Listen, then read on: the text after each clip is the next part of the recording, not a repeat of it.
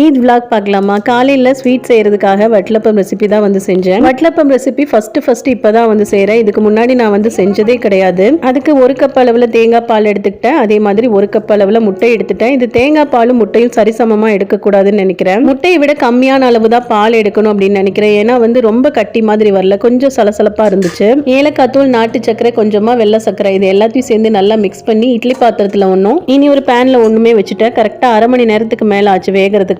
இனி ஒரு ஸ்வீட் எங்களுக்கு ரொம்ப ஃபேவரட்டான ரைஸ் கீர் தான் வந்து செஞ்சேன். பால் நல்லா கொதிக்க வச்சுட்டு 1 கப் பாஸ்மதி அரிசி எடுத்து 1 மணி நேரம் நல்லா ஊற வச்சுட்டு கையில நல்லா கிரஷ் பண்ணிட்டு கொதிக்கிற பால்ல போட்டாச்சு. ரைஸ் நல்லா வெந்ததுக்கு அப்புறம் கொஞ்சமா ஏலக்காய் தூள், அதோட வந்து மில்க் மேட் போட்டு நல்லா கலந்து விட்டுட்டோம் அப்படின்னா ரைஸ் கீர் வந்து ரெடி ஆயிரும். ஃபைனல் டச்சா நெய்யில முந்திரி பருப்பு, பாதாம் பருப்பு எல்லாத்தையும் பொரிச்சு கொட்டியாச்சு. நெய் சேர்த்தாம சும்மா நட்ஸ் மட்டும் நல்லா கிரஷ் பண்ணியுமே வந்து போட்டாலே சூப்பர் டேஸ்டா இருக்கும். மில்க் மேட் பாதி, சக்கரை பாதி சேர்த்திருக்கேன். ஃபுல்லா மில்க் மேட் சேர்த்து செஞ்சா அதை விட சூப்பரா இருக்கும். நல்ல கிரீமியான ரைஸ் கீர் வந்து ரெடி ஆயிடுச்சு. இன்னைக்கு என்னோட அவுட்ஃபிட் வந்து இதுதான். காலையில ஸ்வீட்காக ரைஸ் கீர் வட்டலப்பம் தான் செஞ்சேன். எங்க ஊர்ல எல்லாம் வட்டலப்பம் ரெசிபி எல்லாம் நாங்க செய்யவே மாட்டோம். ஏதாவது ஒரு ஸ்வீட் செஞ்சுக்குவோம். ஸ்பெஷலா வந்து ஈத்க்கு அப்படின்னு சொல்லிட்டு இந்த ஸ்வீட் தான் அப்படின்னு எதுவுமே செய்ய மாட்டோம். காலையில பிரேக்ஃபாஸ்ட்டுக்கு இடியாப்பமும் சிக்கன் குழம்பும் தான் ரெடி ஆயிட்டு தொழுதுட்டு நல்லா சாப்பிட்டுட்டு ஒருத்தருக்கு ஒருத்தர் ஈத் முபாரக் சொல்லிட்டு ரொம்ப சந்தோஷமா போச்சு பெருநாள். மதியத்துக்கு பிரியாணி, சில்லி எல்லாமே செஞ்சு சாப்பிட்டாச்சு. ஈவினிங் போல கடைக்கு போனோம். அவ்வளவுதான், எங்களோட ஈத் முடிஞ்சு.